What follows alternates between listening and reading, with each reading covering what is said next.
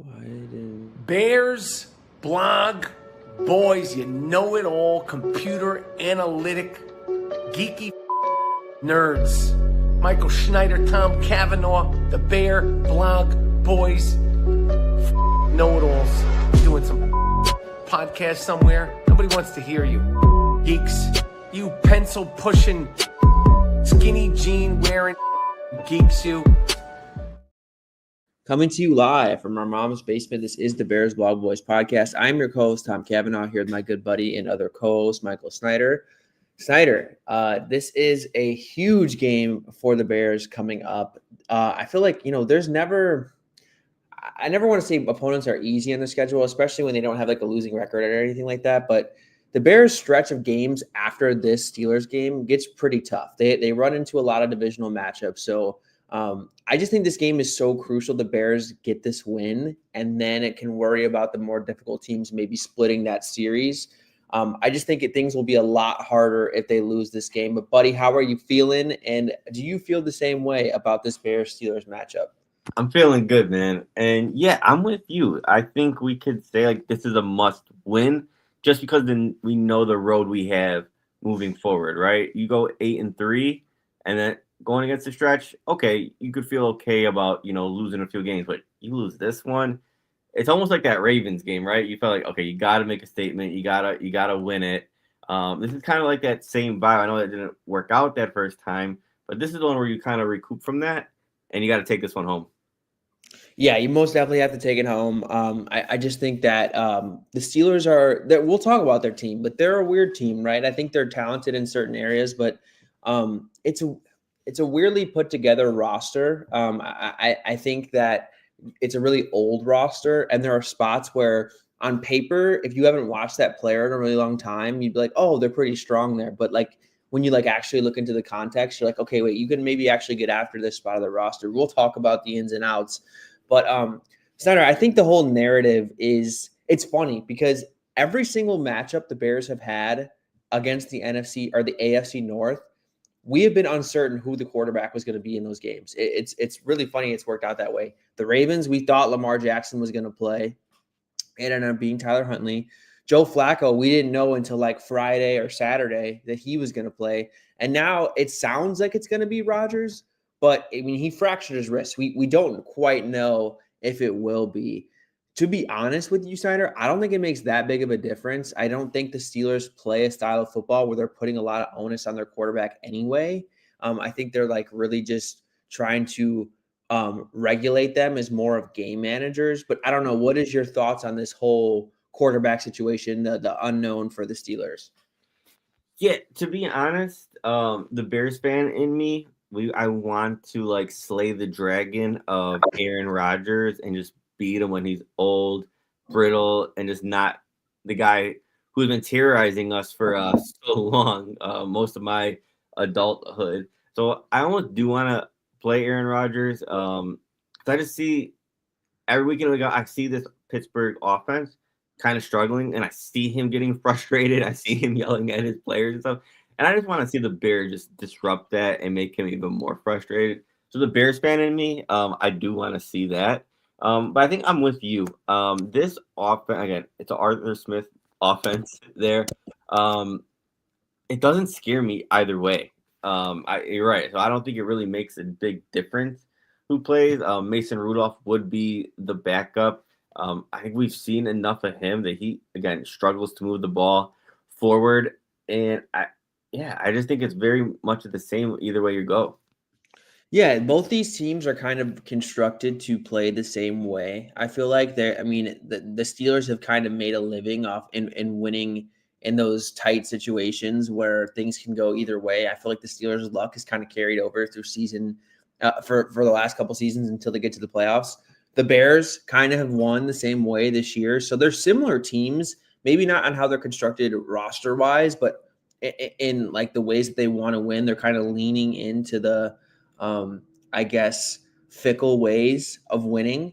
And yeah, Snyder, the Arthur Smith offense is definitely designed to be efficient, to stay ahead of the chains, to not take negative plays. And I really think that's kind of how Rodgers has operated it. It was going to be interesting to see what kind of offense the Steelers were going to be, because everywhere Aaron Rodgers has gone, it's been his offense. Like that's Right. that like, and that's not been the case for the Steelers. It's definitely been Arthur Smith's offense and Aaron Rodgers is running it. I mean, I'm sure there's elements of the things Aaron Rodgers likes to do. Like I think the adjustments he's able to make at the line of scrimmage, when you see those quick routes to DK Metcalf, those back shoulder throws or those slants, that's definitely Aaron Rodgers through and through. But this is a team that uses a lot of tight ends, that doesn't really have a secondary receiver. I think outside of the Rams, they use the most multi-tight end packages in the NFL.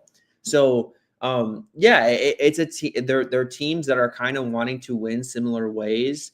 And I don't know if we want to jump in on the defensive side of the ball center, but surprisingly, I kind of think the Bears defense matches up pretty well with the Steelers offense, because I think what has hurt the Bears, obviously, sometimes it's been the run game, but sometimes it's just been like weapons in the passing game. Like I feel like kind of struggled to contain weapons in the passing game. And really, if the Bears get Jalen Johnson back, all you really have to worry about is DK Metcalf, right? And I think that yes, with the Bears' current linebacker situation and all those guys being banged up, that could hurt you against those multi-tight end packages.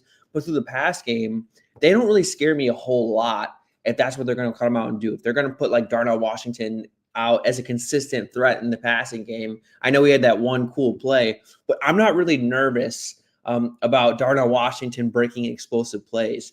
So surprisingly, while I usually worry about the Bears defense, I do think that they match up semi well with Aaron Rodgers in this one. And that's the thing, right? Do I expect Jalen Johnson to come back and be 100%? Probably not. But if you just need any erase one thing in the passing attack, and that being DK Metcalf, he's not this dynamic route running man beater technician of a wide receiver. Don't get me wrong, he's a good football player. But I think, with Jalen Johnson being so technical, so high IQ, that DK is not really that guy that really scares me against a Jalen Johnson or honestly, really whoever it is there. And that's the thing, Tom. Other than that, I think their wide receiver too is Calvin Austin. Like there's just nothing really there. So if you're just telling me like your main objectives on the defense is stopping DK Metcalf and stopping the run against their 12 personnel or their 13 personnel, whatever they're doing over there, that's not really a huge task for this defense. I think that's more of like, I think that's Dennis Allen can call a defense to kind of maybe prioritize stopping those two things. And it's not a difficult task. So yeah, like you said, I do think this defense does match up to this Steelers offense. And if it's Aaron Rodgers or Mason Rudolph, I still doesn't change the task for me. Yeah, because it's so design heavy to like run the plays that are called. And what I mean by that is like it's a lot of play action. It's a lot of like get it to the primary read. It's not like Aaron Rodgers is spreading out the defense and just picking them apart, like going through his progressions. It's not the kind of offense Arthur Smith has. And I don't think you can have that with the talent they have. They don't have the talent to kind of just line up and beat anybody. They kind of have to scheme around their limitations. They don't, like you said, like Roman Wilson, Calvin Austin, they have nice moments, but they're not like players that really, really scare you. So yeah, they have to really scheme it up and kind of deceive the defense with getting in these run packages and passing out of them. So I think in this game, it's going to be really important. Obviously, getting pressure on the quarterback is important, but really, I think Aaron Rodgers wants to get rid of the ball fast anyway. That's just since like a couple years ago, since he's gotten older, he doesn't really hold on to the ball that long anymore. I mean, you see glimpses of it, but he wants to get rid of the ball. He does not want to take hits at this age. That's the style he wants to play. So I think really, Steiner, it's going to be important to just tackle and get guys on the ground. I think yards after the catch opportunities, if you allow the Steelers to get those plays, whether that's, I think, Jalen Warren, Kenny Gainwell, DK Metcalf, those kind of players that are actually pretty good after the catch, that's what will hurt you if you can't rally and tackle, because that's the kind of style that they want to play anyway. They're not looking to like chunk the ball down the field. It's more they want to do the dink and dunk and get yards after the catch opportunity. So it's going to be really important that the Bears tackle. And that's a little worrisome when all three of your linebackers have not practiced this week, right? TJ Edwards is probably going to be out. Noah Sewell Tremaine Edmonds have also not practiced. That's a little concerning, actually, when you look at this offense. It's a lot of play action. It's a lot of it's a lot of attacking the second level of the defense, and the Bears could be pretty banged up heading into this game. Yeah, so maybe that is where you maybe get an advantage with Rodgers, because he's gonna maybe be a little bit more experienced attacking that play action, maybe a little bit more than Mason Rudolph. So I could see that there. You just hope you get at least one of your starters there, right? Yeah. Give me one. Give me Tremaine Edmonds there. And I could live without Newell Sewell being there and whoever they bump up there. But yeah, that is a concern. And this is a game where, again, we talked about the defense. We're never like thrilled with who they're going up against. But the Steelers' offensive line, I think, is okay. It's played better, but this is a game where, okay, yeah, your pass rush might not be doing great right now, but can you at least stop the run, right? Can you at least do that? Can this front dominate an inexperienced, I'll say, Steelers offensive line, right? They're missing their starting center. They're starting a second-year guard. They have Broderick Jones. This is not like a great group. I think it's a pretty average group, and you're hoping baseline, can this defensive line be an average to above average run defense group? And I think if you can be that, then you don't have to rely on some of these backup linebackers. Maybe then if Kyler Gordon is able to come back, he's been a limited participant in practice. We already mentioned Jalen Johnson's probably going to come back as well. Then you can get more DBs on the field, right? And maybe you can move Brisker closer to the line of scrimmage, and maybe that would be better for him. And we can play more dime. And that's maybe what they're going to have to do because they're so banged up at linebacker. Like, do you want to play Ruben Hippolyte against Aaron Rodgers? I don't. I personally don't want to do that. I think that's kind of a losing proposition because he's so inexperienced. And this team's going to run the ball. Whether they're good at it or not, they're going to run the ball. And if Ruben Hippolyte's got to play in this one, I really worry about that because we've seen that's kind of been why he has not been able to see in the field because he's just too slow to diagnose the run. That sounds fun. That you put Brisker inside linebacker, you put Chauncey Gardner at safety, and then you have Kyler Gordon in the nickel. You have Jalen Johnson coming back. That sounds fun. Sounds like a fun back seven. That I would like to see how that works out there. I think this is the offense, so maybe you could try that out, right? So yeah, I mean that sounds fun. I would like to see Brisker. You can kind of disguise him on some blitzes as well from that linebacker spot and get creative with Kyler Gordon there a little bit. I mean, that sounds like some pretty cool combinations you can mess with there. I definitely think we'll see some schemed up pressures again. The Bears are not like a zero blitz team. They don't bring the house. They kind of try to scheme it up to bring some unconventional rushers. Like that's what they've been doing. I think it's really tough to do that against Aaron Rodgers. That's the way he wants to play anyway. He has no problem just sitting there and picking apart your blitzes. He's seen it all, right? He's the oldest quarterback in the NFL, I think, outside of Joe Flacco. I think they're maybe like the same age, but that's what he wants to do anyway. I think the Chargers just like flat out, and they had a lot of success against Rodgers.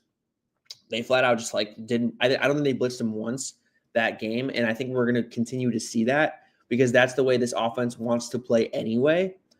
So I'm going to be curious to see if the Bears get impatient, if they can't generate pressure, if Rodgers is getting the ball out of his hands too quickly, if they do start to ramp up the pressure and bring those unconventional rushers that we've seen since the bye week.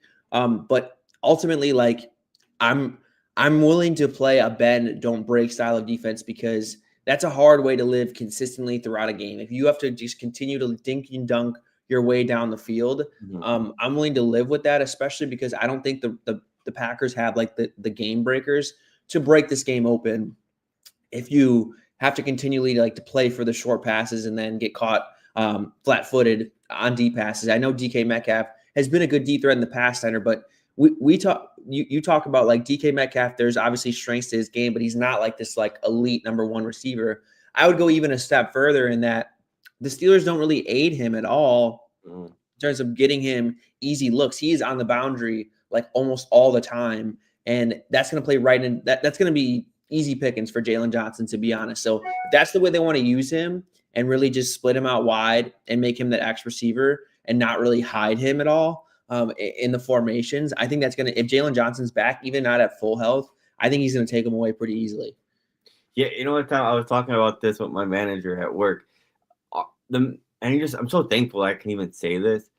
When you look at a matchup where you have Ben Johnson calling plays and you have Arthur Smith calling plays, that's probably the biggest advantage of the whole entire thing there. Because like you just broke that down perfectly, right? You have the most talented wide receiver on your roster is so clearly DK Metcalf, right?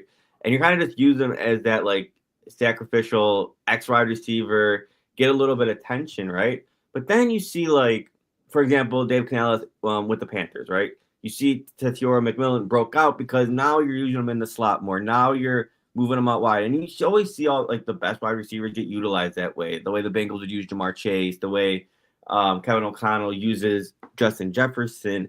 Like feature your number one wide receiver. And, you know, DK Metcalf, as far as weapons, he's the best football player on the Steelers, right? On the offensive side of the ball. So you'd think you'd get creative in utilizing him, just getting him the ball, get him in a favorable matchup, and let his, you know, football playmaking ability help you a little bit. But they don't do that with him. So again, if you just need to stop DK Metcalf from being an outside receiver, and you have an all-pro technician, high IQ Jalen Johnson, that's not a huge task for him, right? And if you wipe out DK, the only thing that really worry about is the run game. Yes. I can live with that, right? That's not a hard matchup, right? Now, if you get beat in the run game and you get, you know, you're ran down your throat, you probably deserve to get, you know, and you know that's what's coming. You probably deserve to get your ass kicked. But at least you know what's in front of you. At least you know what to expect. And it's not too exotic. You're not, you know, you don't have a quarterback just ripping you up like a Swiss cheese defense. If your job is to stop the run, I'm not worried about that task.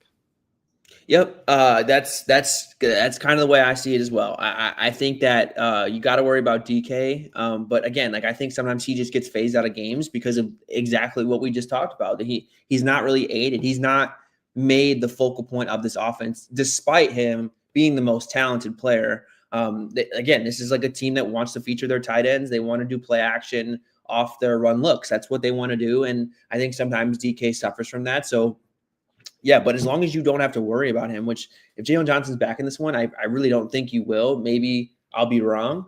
But yeah, the run game is decent. Like they have decent pieces. Kenneth Gainwell's played well this year. Jalen Warren, I think, has always been an underrated player. Like you definitely have to be on alert. And if the Bears want to come out and play the run like they did last week, then I will be concerned because that was a poor performance. I thought the Bears have been better overall in recent weeks, but last week was a really poor performance where they weren't really creating negatives, and Aaron Jones was kind of being able to get like 5 to 6 yards of carry. So I think it'll be kind of a similar attack in this one in terms of what they want to do. It's a lot of like outside runs. It's kind of what the Bears do on offense. So yeah, I'm not trying to totally just say that there's nothing to really worry about with this defense or this offense. It's the UNC offense, it seems like. But yeah, I just think that you have to be patient and just not allow those yards after the catch opportunities. That's ultimately what the Steelers want to do. They want to run the ball. They want to get yak opportunities. And if you can stop one of those things, I think you got to like your chances to keep the game close. On offense, Snyder, for the Bears, this defense for the Steelers came into the season, I think, really vaunted. Like it could have, like, and it's been a pretty good unit over the course of the years. They have a really good defensive line. You know, TJ Watt, Ali Highsmith, Nick Herberg, Cam Hayward, and then even their 2 recent draft picks, Derek Harmon and Keanu Benton. Like that's a really good defensive line. Here's the thing. I think that they don't do a whole lot of creative things. Like John Ledyard, who's a great follow. He's an NFL draft guy, but he's also a Steelers fan. Said like TJ Watt is like the least moved around edge rusher. Mm-hmm. It kind of the same conversation we had with DK Metcalf. Like he's literally just on the left side all the time. Like that's exactly where he plays. They don't really do anything with him in terms of rushing him inside or even like having him rush like inside an offensive tackle where like he's only rushing that outside shoulder. So I think if you know that, like as Darnell Wright, I think if he knows that, you're a lot easier to prepare for if you kind of know, if you're kind of expecting what to get, even for as great of a player TJ Watt is, that can really help Darnell Wright. And then ultimately, I think that just kind of applies to this defense. It's a very stagnant defense. They run a lot of man coverage. They run a lot of cover three. It's single high. They don't do a whole lot of disguising. And I think it's adjusted a little bit after that Bengals game where they got totally shredded. I think that there's been some adjustments where they are implementing a little bit more coverages. But if you just look at the data overall, like this is a team that is, I mean, over half the snaps, they're in single high coverage. So yeah, it's not the most exotic defense, although they do have talented players though. It's not, I'm not trying to scoff away. Like I am worried about the left side of the offensive line. I am worried about Theo Benedict. Nick Herberg and Ali Highsmith have been awesome. That's probably my biggest concern. But I don't think this is going to be a hard defense for Ben Johnson to figure out.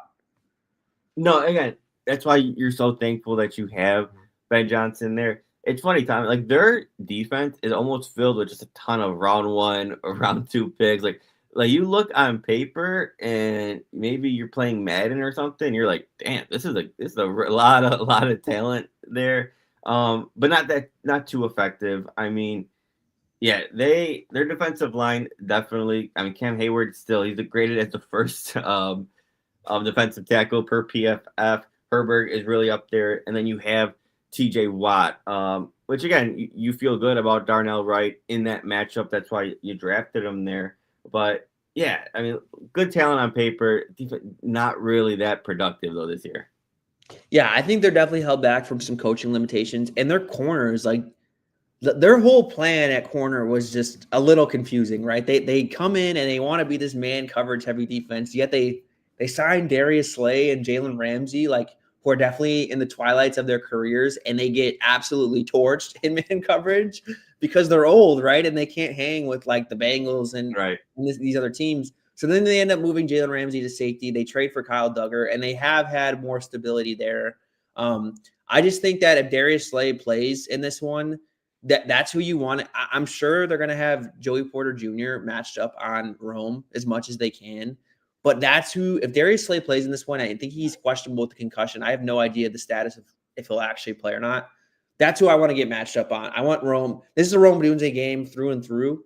I think we've seen, like, I forgot where I saw it. It's like the stats, the splits against man coverage and zone coverage. Rome is like the most targeted player on the Bears by far against man coverage. And it makes sense. He's like the best separator. I think they design the most plays for him in those situations because they know he's going to get open. So it's not like Joey Porter Jr. scares me at all, but I do think that's probably his strength, press man coverage. Whereas Darius Slay, I just think you can get behind him, you can run away from him. That's the matchup I want to exploit. Whenever I can get either Burden, any of the receivers, DJ Moore, Rome Odunze running away from Darius Slay in man coverage, that's where I think the Bears can have a lot of their success. Yeah, and we need him, right? Rome's kind of, production-wise, kind of hasn't been there the past few weeks from what he was early on in the season. We need a get-right Rome game where you just kind of target him a lot, let him get open, and just hit him, right? Maybe take a little bit more deep shots, but you want to see Rome step up, right? So it's kind of funny. So you've seen the Bears running game get a lot more productive after the bye, but you haven't seen it really combined with the passing attack on, the same cue. So if you could get both those things going, Tom, we could really have a big offensive performance. And I think against this defense, it could be that game where you kind of see the best of both worlds finally get unlocked for the first time. Yep, and we'll talk about the run game in this specific game because the Steelers have actually not been that great of a run defense despite them having a really talented defensive line. And I really think that comes back to, if you just look at where they're weak, they are really bad at defending outside runs. And that kind of makes sense because their linebackers have not played well. And I know that they've tried to get more stability up the spine with, like I told you, those two safety additions. So maybe it'll be a little different. But I think that the Bears can get after them for sure. That's what the Bears want to do in the run game. They want to have those outside runs, outside zone, those toss crack plays with DeAndre Swift. I think this can be another situation where Swift has a really strong game because his skill set plays against the Steelers' weaknesses. And if the Bears want to continue to lean on those outside runs, I think they can be just as productive as they have. I think what you don't want to do is continually test the interior of this defensive line because they are pretty strong against the run. They're a lot better against the run on inside runs. So I'm sure we'll see a lot of DeAndre Swift in this game. I'm sure we'll see a lot of like sweeps to Luther Burden and DJ Moore. I think you can kind of get after the Steelers in all those different ways. But really, I think exactly what the Steelers want to do on offense is kind of what the Bears, I think, are going to want to do on offense too. If you can get that run game going, and then if you can get those play action plays going against the Steelers man coverage, that is where I think you can absolutely gash them, chunk plays over the middle over and over and over again. And hopefully it really starts with establishing the run and making the Steelers fear your run game. And I think that's what the Bears want to do. You've seen it last week where Ben Johnson was calling up a ton of play action, but I think it almost helps Caleb get rid of the ball quicker, right? So I have noticed, like, after he gets out of that play action break, he just fires it in there towards the middle of the field a lot quicker versus not doing the play action. That's one small thing I did notice. So, again, but if you're building off the run like that and you're keeping those linebackers on their toes, biting, keeping them confused, you are going to have a lot of middle of the field shots there. And I think Caleb last week showed me so much of the way he was just standing in there, dealing, fired in the middle of the field. Your wide receiver just got to make a play, hold on to the ball. But just that aggressiveness, that anticipation that I've seen in that middle of the field from Caleb, one of the best I've ever seen. So if you can build off of that, what you did last week, and your receivers can come down to it, you could really, really push that ball forward. Yeah, and maybe they could even take some deep shots in this game as well because, like you said, the Steelers are going to test you, right? They're going to try to play some man coverage against you. I know the Bears don't really have like a vertical threat in sense, and Ben Johnson even talked about this. Like he doesn't like 50-50 balls, and I loved that answer from him. That they tend to be more inefficient than we actually perceive them to be if you just look statistically, and I think that explains a lot of why Ben Johnson runs the style of offense that he does. He wants high efficient plays. And that's why it is a lot of catch and run opportunities. So, but if the Steelers are going to test you and, Luther Burden's playing more, we know he's got the juice. He can win down the field. Maybe you can scheme up some deeper shots. So I know it hasn't been as man coverage centric as of lately. I think the Steelers have dived into more split safety looks, which kind of makes sense because they got really gashed. Again, in that Bengals game, like I mentioned. But yeah, I think if they're going to give you those opportunities to take your shots, you got to take them, right? And we'll see if that's the case. The Bears had their chances last week. They didn't connect on either one. And hopefully that will come around because we really haven't seen those like really big down the field plays. And I think you'll have some opportunities to hit those plays. Yeah, and you want to see that, right? You haven't really seen too much of the deep shots down the field. But again, if Rome can get open and you just hit them in stride, and they're there. They're there almost every game. They just got to build that connection, man. They got to hit each other. Yeah, I'm looking right now. The Steelers are the 7th worst defense, EPA per pass at defending 20-plus air yard passes. So again, this is a defense you can get after in that way. We'll see if the Bears want to approach it that way, but overall, Snyder, I'm expecting like a really – before I get into the overall expectations for this game, in terms of the expectations for Caleb, I think just kind of playing the way he has, not taking sacks. This is a defensive line that could definitely get after it. There's no doubt about it. That's the strength of their team. You don't want to hold on to the ball for too long.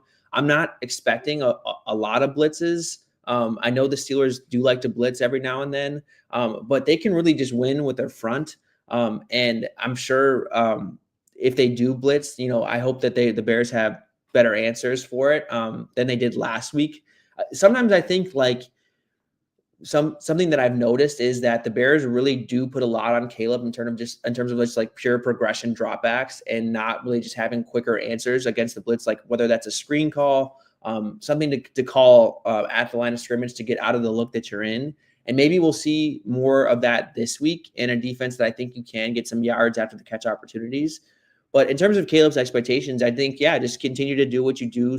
Don't take negative plays. And if he can be slightly more accurate, I think that he should have a lot of success in this game. Yeah, and that's the only thing. And I know it's just a deep accuracy because I thought last week he was money middle of the field, right?